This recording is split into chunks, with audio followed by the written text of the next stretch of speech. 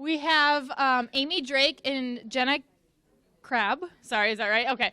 They are 7th and 8th grade teachers from Southeast Polk who are also recommended to us by Jamie Fath, their instructional technology consultant. So, or coach, or I don't know her official title. Okay. All right. Thank you. Yeah, thanks. Good morning. My name is Amy Drake, and I am an 8th grade English teacher at Southeast Polk Junior High. And I'm coming to you today. This is my 2nd year teaching junior high. I taught for 14 years at high school level, and so junior high has been a whole new world for me.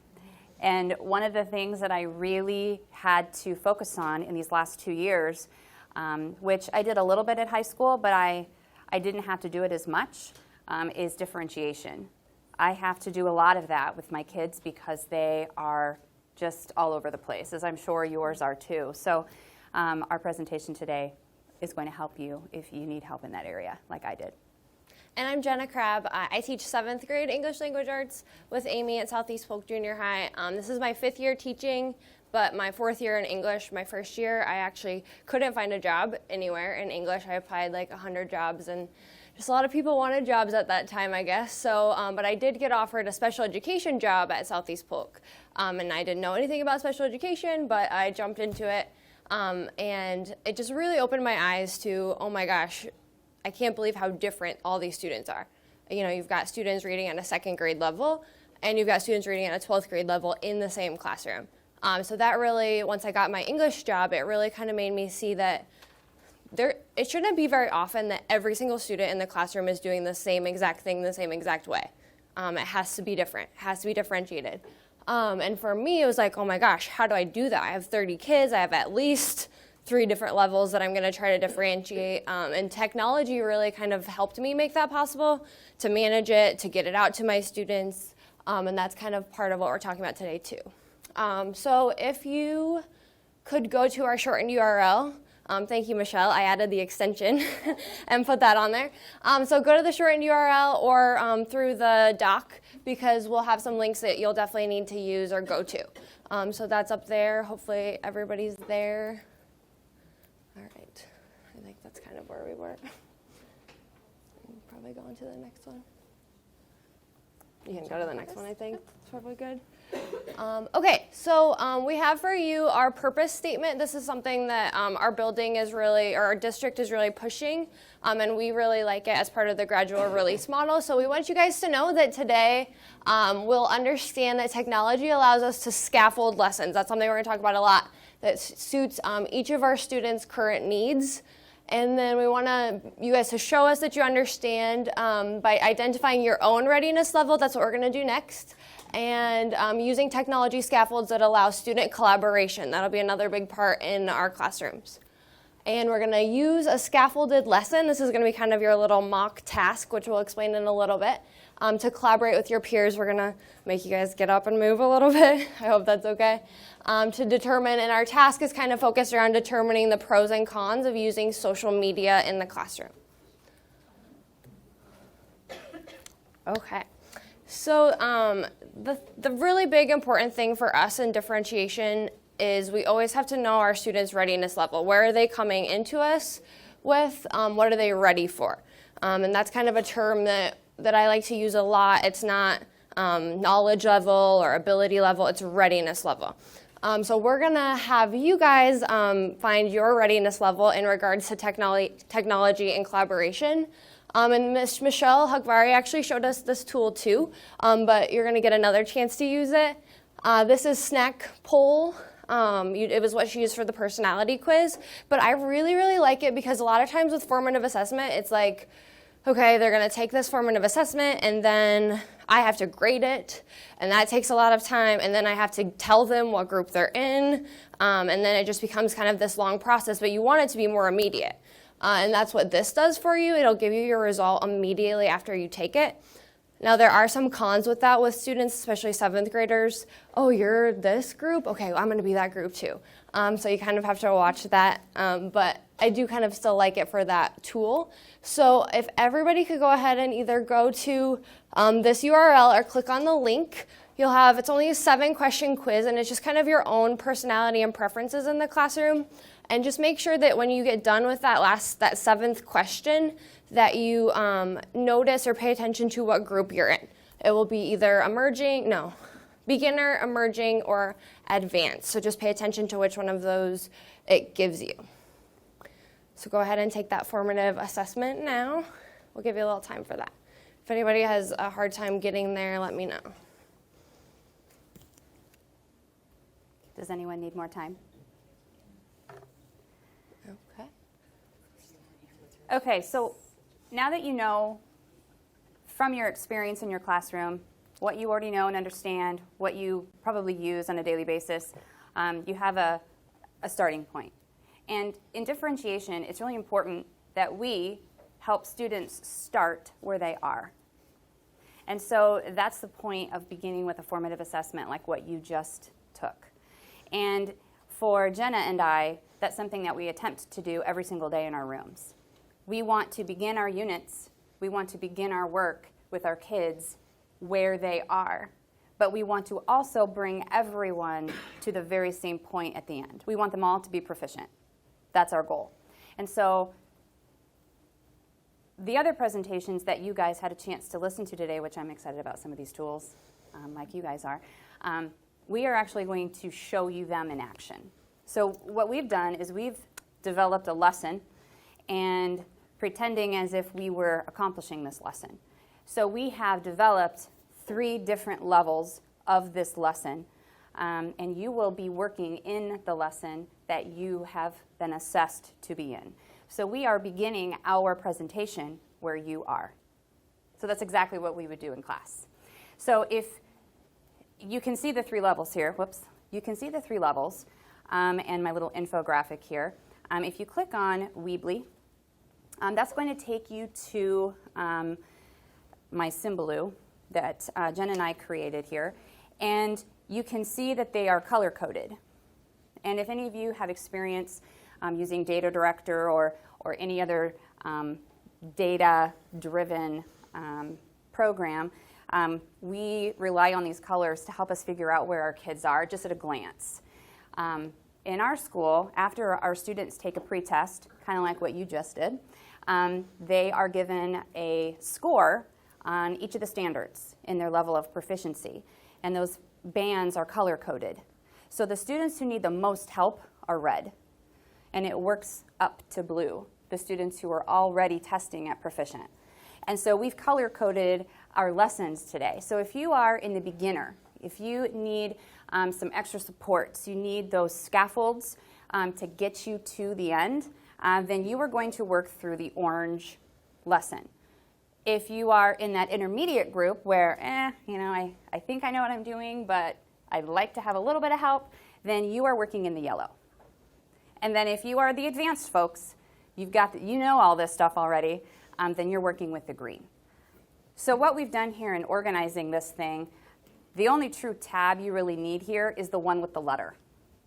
I'm kind of a control freak, I guess you could say. And I didn't like my Symbaloo having all these extra holes in it. So I wanted to fill that up. But Symbaloo is a tool that you can use. And I link Google Docs to it, and I have those in here. So you can kind of see what that looks like. Another purpose for me to fill those in for you. But I'll open up the beginner tab here just so you can see what this looks like on the document. And so what we've done for you here is the entire lesson is here. And for those of you who follow the GRR, the Gradual Release of Responsibility framework, that is how Jenna and I have organized these lessons. So we begin with the I do, my modeling, what I do. And the tools that we use to help us accomplish the modeling varies, especially if every student in the room needs something different modeled for them. I'm not going to make you all sit and watch me do something you already know how to do because 5 or 6 of you don't. So rather, we try to use things that allow us to let everyone have what they need so we can meet them where they are. And so the I do tools that we might use are things like Screencastify, which Mrs. Hakvari also showed you. So I get to see it in action. Okay, so I have that linked in there for you. Anyway, so it progresses through the lesson, and you get a chance to actually see these tools. Now, what we are actually asking you to do here is not to actually do the tasks that are in this lesson. This is a pretend lesson. for the sake of today, how we might use social media in our classrooms.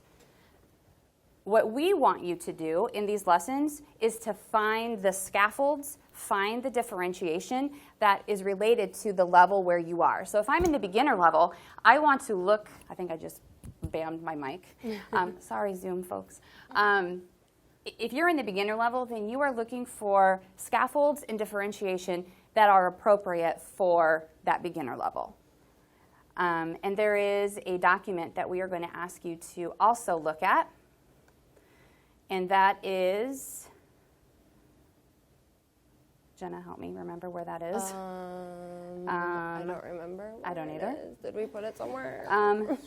Real life teaching, right? This is what really happens. This is the way things really are. Maybe it's on oh, here, I found it. It's back on the slideshow. I have a document here, some questions, and this is the same for every single group, whether you are beginner, intermediate, or advanced. This document is the same for everyone. And we're kind of going to be doing a jigsaw, so this will really help you. So if you're the expert about the beginner readiness level group, this will help you kind of have something to bring back to your mixed group to kind of discuss and jump off of, because they won't be the expert on that group, they'll be the expert on the intermediate group or whatever. So that's why we have the document for you to just kind of jot some things down, help you remember what you want to talk about when you get back in your other group. Now, what we would do with our kids here is, you guys are now beginners, intermediate, and advanced. What we would do with our kids is we would ask them, one of those individuals in each group, to make a copy of this document and then share it with everyone else within that group. So all beginners are collaborating on the same document. That's what we would ask our kids to do. We aren't going to ask you to do that.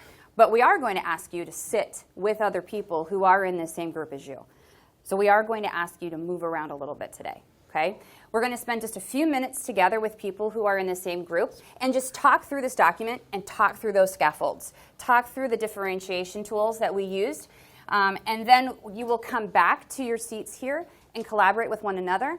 And just as Jenna said, you would now be the expert in that group that you began with. So I'm going to ask that if you are a beginner, if we can maybe sit over here in this direction on this side of the room. And if you are in the intermediate, maybe sit around this section. Do we have a whole lot of advanced? Do we need more room maybe? Oh, you guys can stay put. You guys can stay over here. Put the advanced over here. Okay. For those in Zoom land, maybe you can chat with one another in your chat window. And we're going to give you a few minutes time here to be able to sit and collaborate with one another and talk through the scaffolds and differentiation tools that we used in putting these lessons together. So if you couldn't get on that before, all you should have to do is refresh the page, and it should give you access now. Can somebody do that and let me know if it doesn't work? It works now. Thank Awesome. you. Okay, Sorry about great. that. All right. So we've got the questions up here too. Once you get in your groups, you can look up here. You can look on your document to kind of get started with that.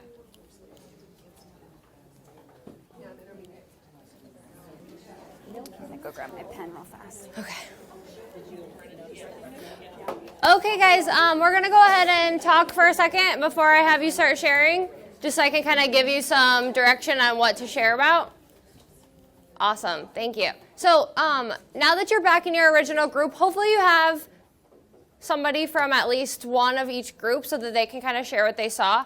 So talk about, first of all, what different tools did you see? There's a Screencast-O-Matic video in some. There's a Screencastify. There's Twitter in some. There's Marker 2 in some. So what were those tools that were embedded within there? Just tech tools. And then what was different about the 3 levels as far as scaffolding? So maybe that's something that you shared, the different amount of videos, or maybe the different skills that were needed in each. Maybe some had some extension of the skills. And then how do you think something like this would work in your classroom? Would it work for you to say, okay, this is your levels, everybody's doing something different today, go, and kind of have them work through that differentiation a little bit. So spend some time. We're going to share out as a large group, but we'll give you a couple minutes to share what you saw with your small group now.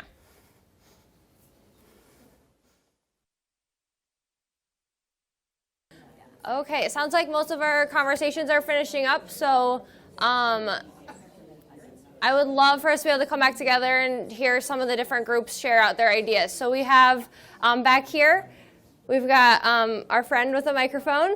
He's going to be bringing this to you. If anybody would like to share, we would love to hear what you had to say. So I guess we can just start with the different technology tools. Did anybody see anything that they hadn't heard of before or hadn't used before?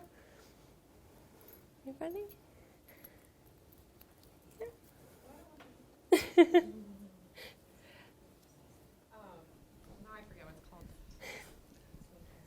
We were talking about the Screencastify. I'd never seen that before, and that would be a great tool to use if you knew you were going to be gone, for the sub to leave, because then you're still there, your presence is still there.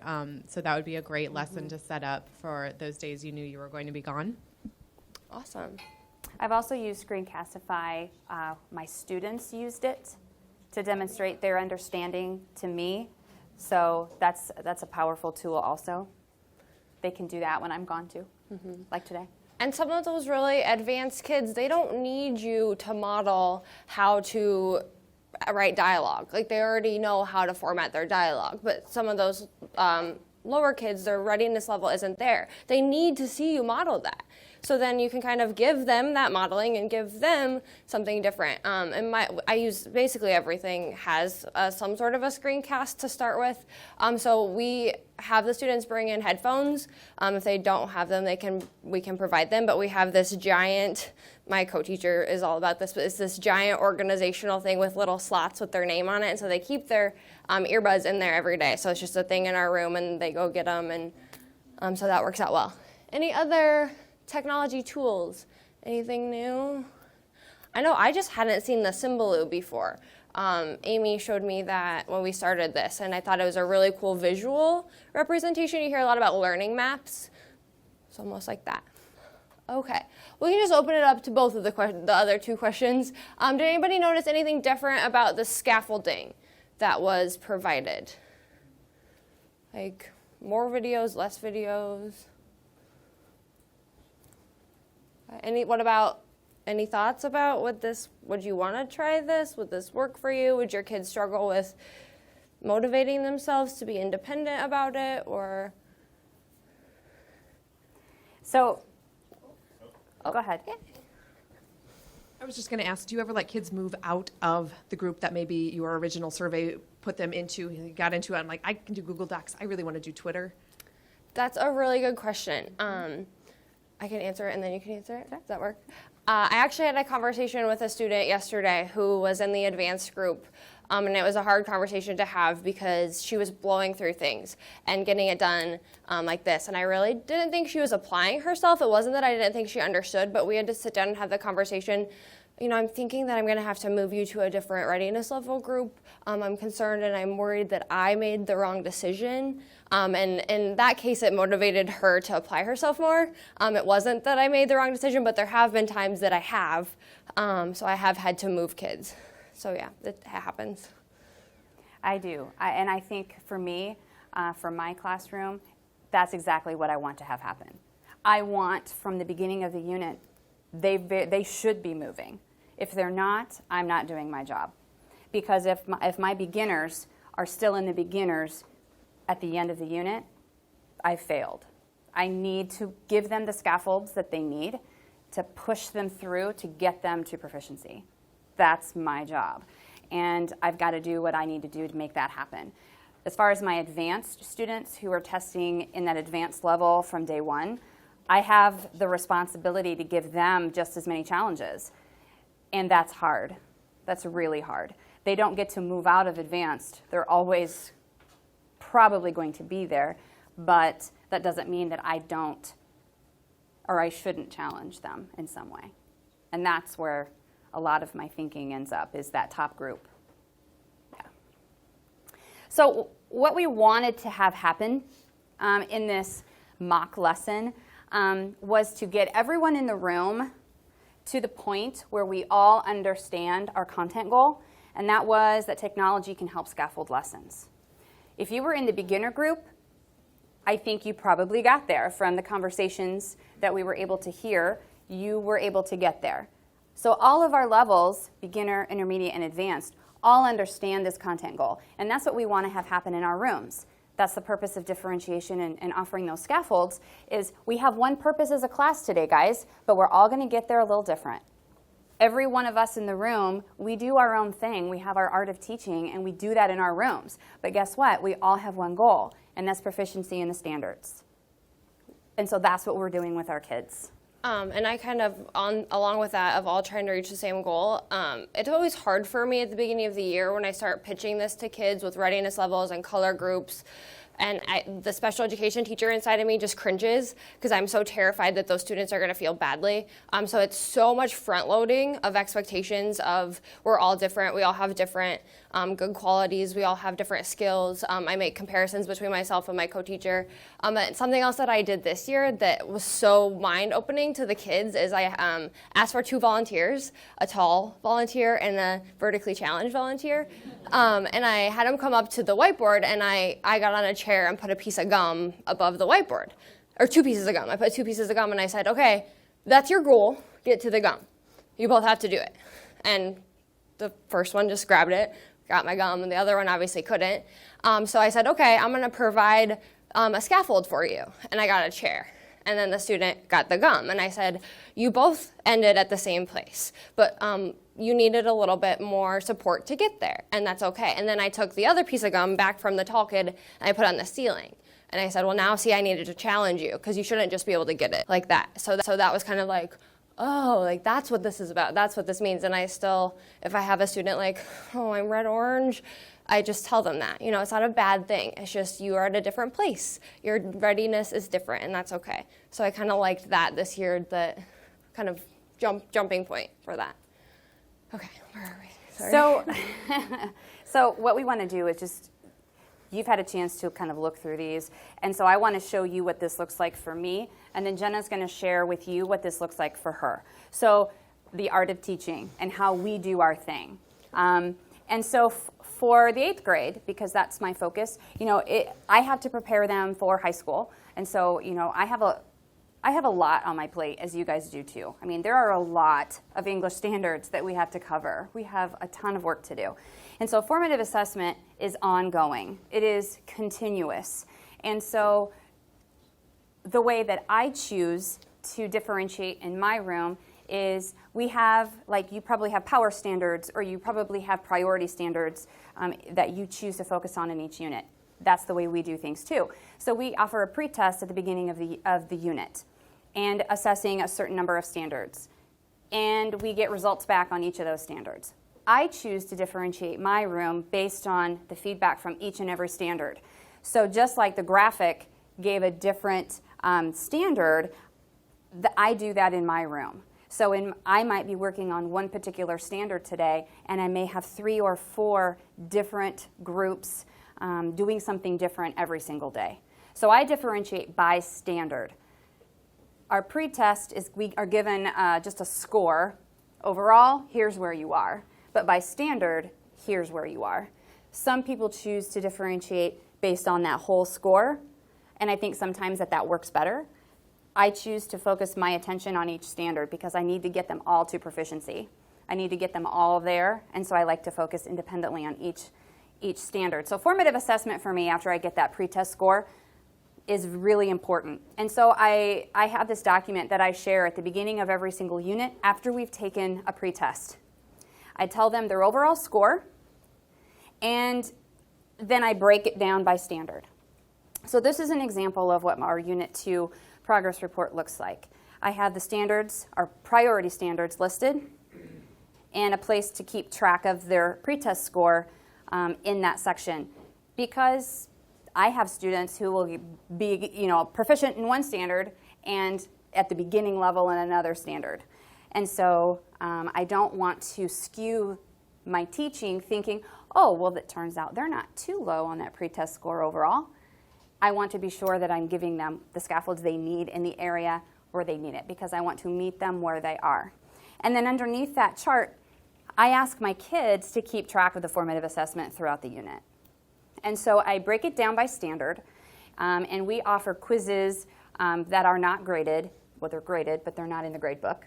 They're formative, so they're practice. And so this was a list of formative assessments that they would take, practice quizzes. and we would break it down by standard. And we would keep track of whether or not we got it on that quiz or not.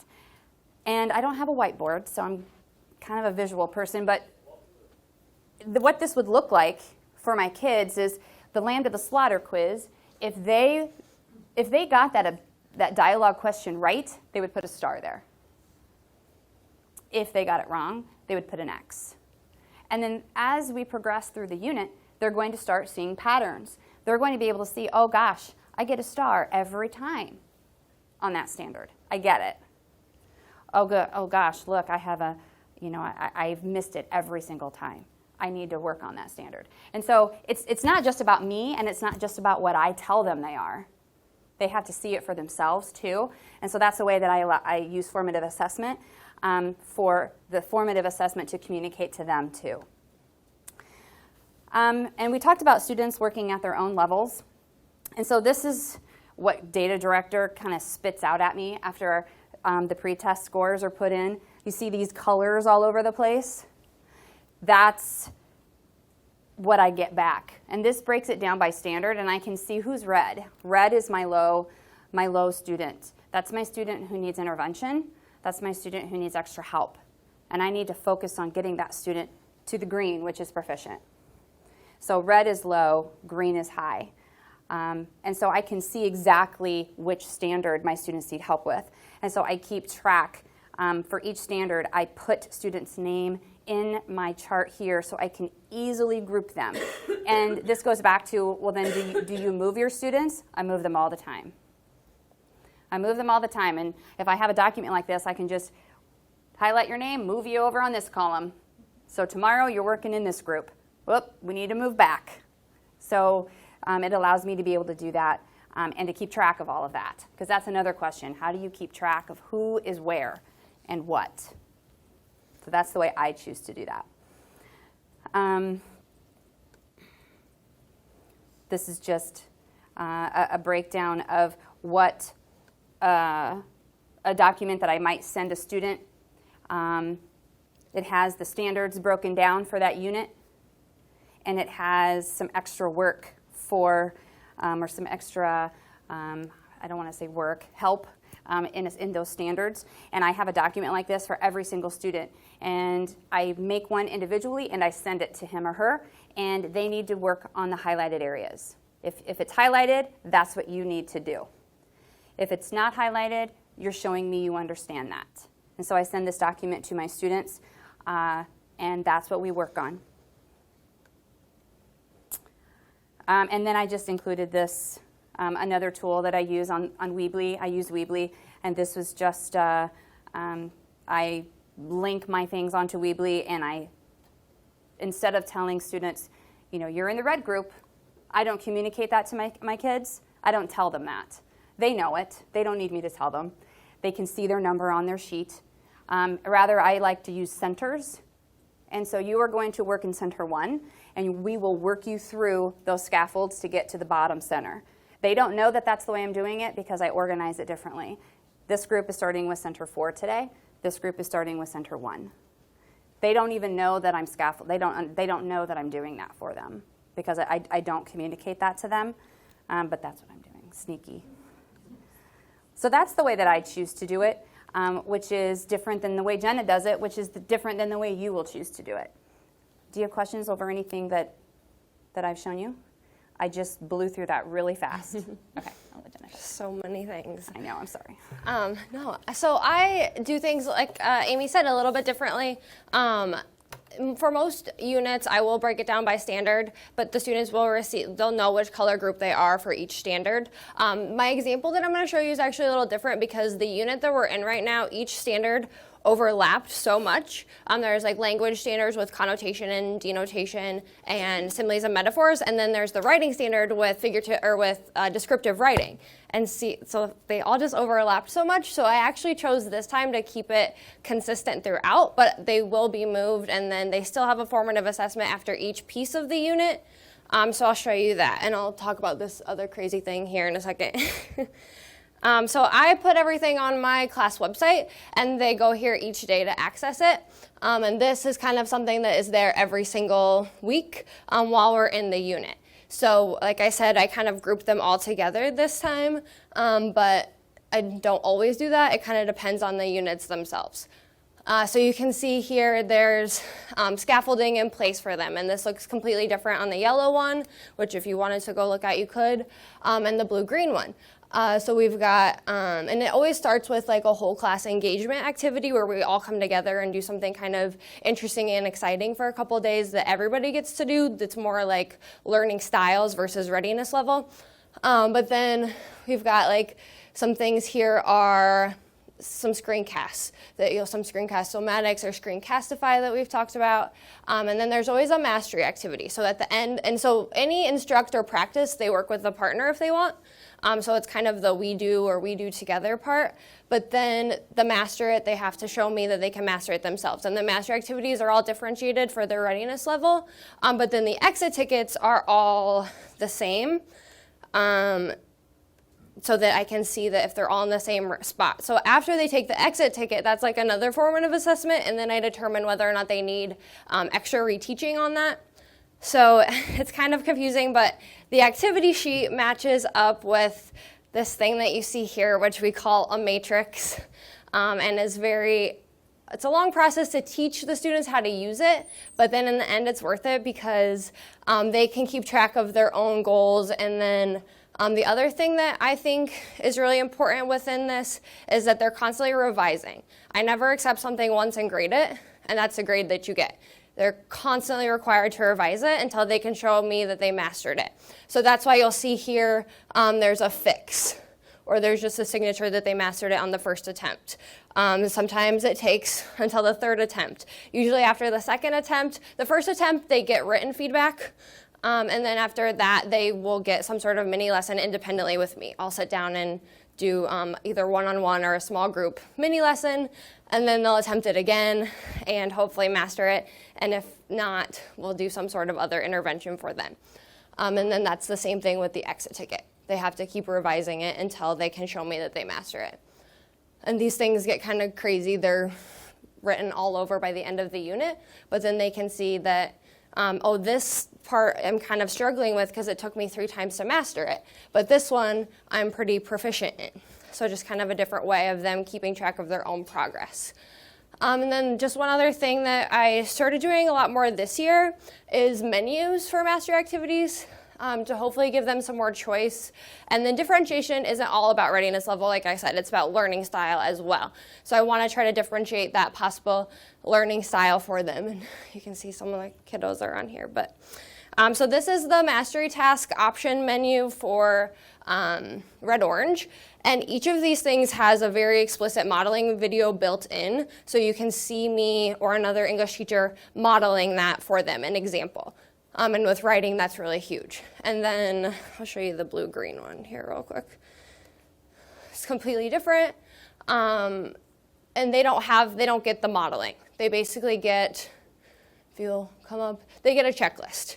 These are the things that you have to do to show me that you can master it, is the checklist. So there are no modeling videos there. But then there's different activities, but they're still showing me mastery over sequence of events or sensory details or whatever that piece of the standard is. It's the same end goal for both groups or all 3 groups. So that's a lot in a little amount of time. Does anybody have any questions about anything there? Just to kind of wrap things up just a little bit here, for those of you who've been teaching a long time like I have, we taught long before technology really was something we used every day. And I started teaching before differentiation was something that, like it was a word, but you didn't actually have to do anything with it, you know. And so I've come a long way in my career where, you know, I had chalkboards and overheads and I could only make 100 copies a month. And now I have this. And it's amazing what I can do now. And I think back to those students that I had 16 years ago, and I think, oh, I'm so sorry. You know, I feel I haven't been able to give you what you need. And I feel so fortunate to still be able to work and be able to help every single kid get to where, you know, our ultimate goal is for them to be proficient. And technology has allowed me to be able to do that. So Awesome. There's a question from Zoom. This is from Amber from Zoom. The question is, what format do you use when collaborating with each other? And when do you do it? How often? Do you do it outside of contract time? Those questions. How do you get this to this point? Yes, out of contract time. I went to a conference, an AMLE conference up in Minneapolis 3 years ago, and learned about kind of this style of differentiation, and we called it student ownership, but it's basically planning the same lesson 3 times. So it takes so much work. So yes, we collaborate, obviously through Google Docs. You can see probably when I pulled that up, at least 3 of the other English teachers were on there, and their students were too. So we all kind of split it up, and we take things, and these 2 people are gonna work on red orange, these 2 people are gonna work on yellow and blue green. So it takes a lot of output, time and effort, but we're getting faster with it, so we're being able to do a little bit more during school. But then what I love about it is, like, last night I didn't have to lesson plan. I got to sit and look at my students' writing and give them feedback that when they got to school today, they had on their narratives that they were writing, they had feedback from me and suggestions. And if I were there, I could then sit down and talk to them about that. I could see how they applied that. Instead of having to be up in front of the class teaching the whole group, I can move around and work independently or in small groups. So it is a lot of time outside, but then once you get it in place, it kind of allows you other time. My room is a little bit different than Jenna's. I do mine a little bit different. I don't have the student ownership part in mind like she does. She has that built into her class. I also don't have a co-teacher, so I do things just a little bit different. So yeah, pretty much everything I do is outside of class, as all of you are in the same boat. We're English teachers. That's what we do. That's what we do. Did that answer the question? Okay. Does that answer the question? Any other questions? Hold on, sorry. Yeah, you get to say it again. How many students do you see daily? I am so lucky because when I taught high school, I had 150 students a day. So, and those of you who teach high school, you know exactly where I'm coming from. So if I gave one assignment, I had 4 sections of 10th grade English. I was going to have an enormous amount of papers to grade. I'd had 3 preps, 3 preparations. So I had to plan and do and teach 3 different sections. It's a nightmare, we know. I feel you, sister. You're preaching to the choir. I feel you. I am so lucky where I am now because we are blocked. So I have 90 minutes with my students versus 45. And Southeast Polk is amazing in this because we are only given 90 students. I have 3 sections of 8th grade English. Yeah, 90 papers, I can do that. I can do 90. 150 was tough. So I am planning, and Jenna is planning for 1 preparation. Many of you have far more than 1. Yeah, many of you. My first job, I had 8 preps. Those of you who teach in maybe a smaller school, I had 8 my first year of teaching. That's why they didn't get such a great education that first year. Sorry, guys.